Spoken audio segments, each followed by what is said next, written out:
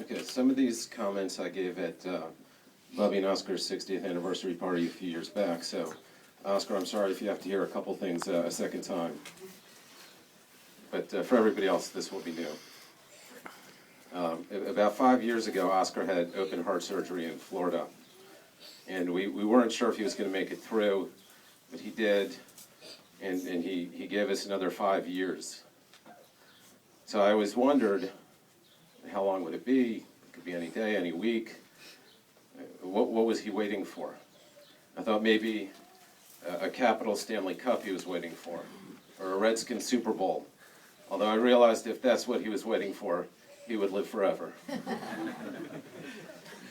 But really, he was waiting until he was at his true home, finally in Israel, surrounded by family, until Steve and Elisa were able to come on Pesach, until Lynette and I came this week to allow us each a chance to say goodbye.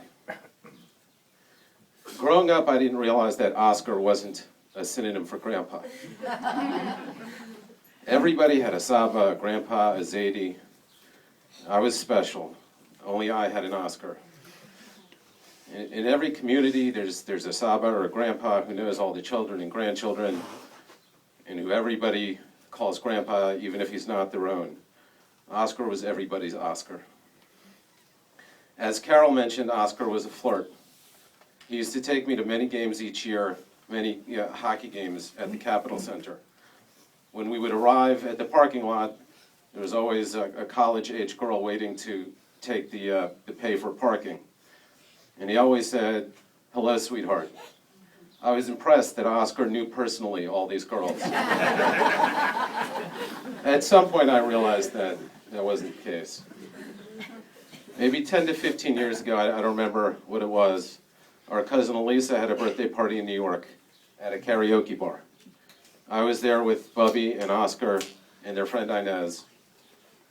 And I had little luck in trying to make conversation with all of Elisa's good-looking friends. By the end of the night, Oscar was surrounded by a bunch of 20 to 25-year-old girls begging him to sing another Sinatra song. Some of my greatest experiences growing up were going to Redskins games with Oscar and my aunts and uncles and cousins and my dad, and going to Capitals games with Oscar. My love for sports in many ways was a byproduct of my love for spending time with my grandfather. I will think of him every time I watch a Redskins or a Capitals game. If you hear a clap of thunder on a Sunday afternoon this fall, it's just Oscar stomping on the floor of heaven following a Redskins turnover.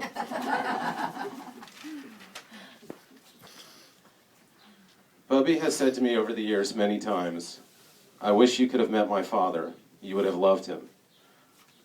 We are very blessed that Oscar lived so long that Daniela and I and Shira can say, at least for the kids we have, that we'll never have to tell these kids, "I wish you could have met my grandfather." Oscar was always happiest when surrounded by family, especially his grandchildren and great-grandchildren. And like Daniela's experience, when I told Oscar each time that we were expecting, he would stand up, and even with his arthritic knees, you might take a little jump of excitement. Oscar, Dina, and the boys are sorry they're not here. They love you very much. I love you. I will miss you.